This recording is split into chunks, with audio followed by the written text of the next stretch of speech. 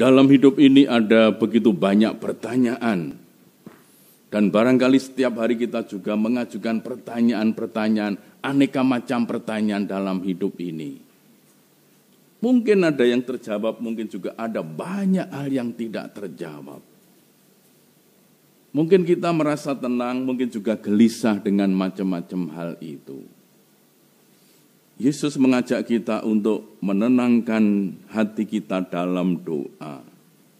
Doa akan membantu kita, membuat kita tetap tenang menghadapi berbagai macam perkara. Pun pula juga pertanyaan-pertanyaan yang nampaknya tak terjawab.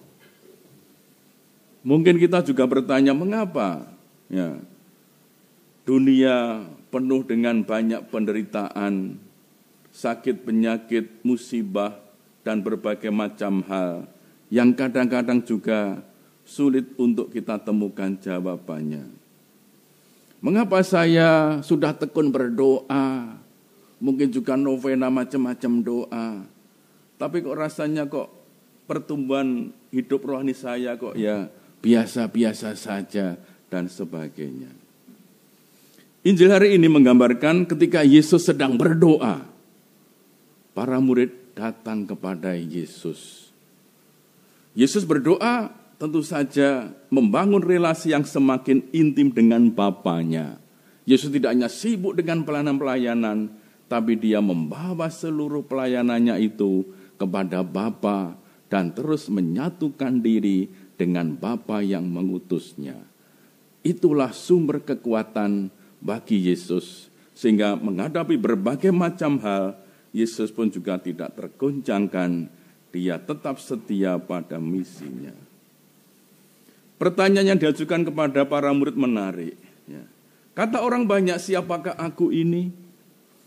Ternyata para murid menjawab, ya menurut banyak orang, Yesus disamakan dengan Yohanes Pembaptis, Elia, atau salah seorang nabi zaman dulu yang telah bangkit.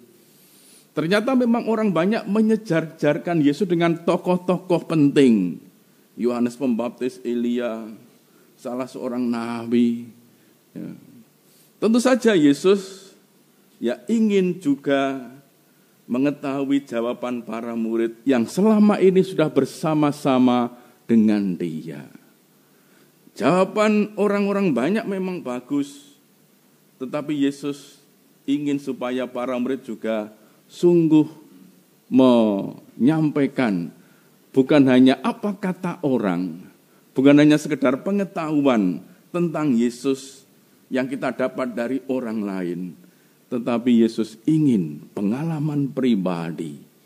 Yesus ingin supaya para murid juga menyatakan sejauh mana pengenalan pribadi para murid terhadap Yesus Sang Guru yang diikuti selama ini. Simon Petrus mewakili murid-murid yang lain menyatakan, engkaulah Kristus dari Allah. Sebuah jawaban yang sungguh tepat, benar. Dan kiranya ini merupakan anugerah dari Allah sendiri. Allah Bapa menyatakan melalui mulut Petrus ini. Jawaban yang sungguh benar.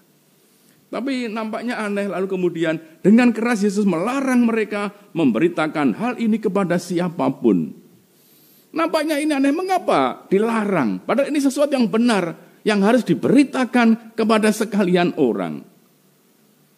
Ya, pada waktu itu, pandangan tentang Mesias, tentang Kristus, itu tentu saja masih sangat berbau duniawi. Bahkan para murid pun juga pasti dalam pikiran, dalam hatinya memandang Mesias itu adalah apa?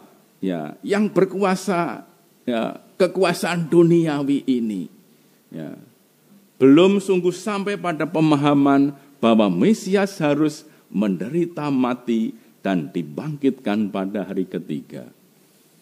Karena apa? Umumnya manusia itu akan menolak penderitaan. Siapa yang pengen menderita? Saudara-saudara ditanya, siapa yang pengen menderita? Ada yang pengen menderita dalam hidup ini? Enggak ada. Semua orang pengennya menikmati yang menyenangkan, yang membahagiakan, yang enak, yang gampang. Jarang orang yang saya pengen menderita. Tidak.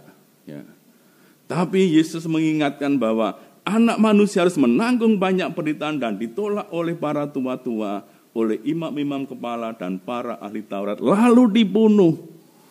Jalan Yesus adalah jalan salib.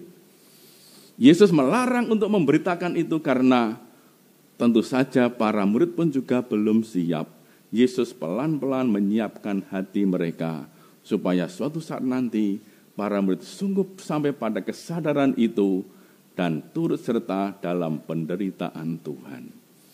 Tapi untuk konteks ini para murid belum siap. Ya, maka Yesus melarang untuk memberitahukan hal itu kepada orang banyak. Yesus pelan-pelan memang membimbing, mendidik, mempersiapkan para murid untuk juga ambil bagian dalam penderitaannya.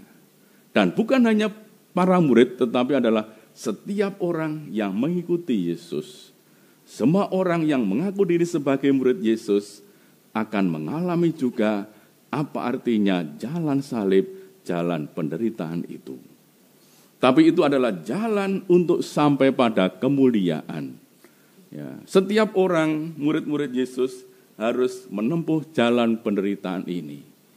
Harus dengan rela hati menerima segala yang tidak enak karena pengakuan iman akan Yesus sebagai Tuhan, Yesus sebagai Mesias ini. Padre Pio yang kita peringati hari ini sungguh pribadi yang amat mencintai Tuhan dan Tuhan amat mencintainya, diberikan karunia yang luar biasa, diberikan stigmata, tanda yang luka Yesus, dan itu sungguh amat menyakitkan, amat menderita. Tapi Padre Pio menerima itu dengan sukacita, karena inilah jalan yang sungguh membantu untuk sampai pada kekudusan, pada kesucian itu. Padre Pio mempersembahkan seluruh penderitaan sakitnya itu bersama dengan kurban Kristus disalib dalam Ekaristi tiap hari. Maka Padre Pio sungguh menghayati Ekaristi, merasakan kembali apa artinya menderita bersama dengan Tuhan. Digambarkan bahwa Padre Pio memang tidur sangat sedikit sekali karena mempersiapkan misa, membuat renungan, adorasi, banyak di kamar pengakuan, melayani banyak orang untuk konsultasi, untuk pengakuan. Hidupnya memang penuh dengan penderitaan, namun semuanya itu menyatakan inilah jalan yang memang harus ditempuh sebagai seorang murid Yesus yang baik. Maka kita pun juga diundang untuk apa? Menanggung setiap kesukaran penderitaan hidup ini, tidak dengan mengeluh, tapi dengan mempersembahkan semuanya kepada Tuhan. Karena kita yakin ketika seluruh penderitaan yang harus kita tanggung, kita terima dengan ikhlas hati, kita persembahkan, kita persatukan dengan Tuhan, itu sungguh menjadi berkat, menjadi silih, bahkan menghantar kita kepada kesucian dan kekudusan hidup itu. Dari mana kita mendapatkan sumber kekuatan itu? Pada awal Injil sudah digambarkan ketika Yesus sedang berdoa seorang diri. Maka kekuatan hidup kita dalam menanggung berbagai macam persoalan hidup ini adalah doa, relasi kita dengan Tuhan. Semakin kita masuk dalam kehidupan doa, semakin kita mengenal siapa yang kita ikuti. Dan kita dimampukan untuk juga meneladan, mengikuti Dia di jalan penderitaan. Maka kita persembahkan seluruh hidup kita sebagai persembahan yang hidup ketika kita juga dengan rela hati melaksanakan apa yang diharapkan Tuhan. Ekaristi, adorasi, doa-doa pribadi, segala devosi kita kerjakan dengan kerelaan hati, kita itu nanti akan berikan kekuatan yang sungguh besar dalam menanggung kehidupan ini. Dan itu semua akan menyucikan kita sehingga kita semakin memahami dan semakin dekat dengan siapa Dia yang kita ikuti, yakni Kristus dari Allah itu.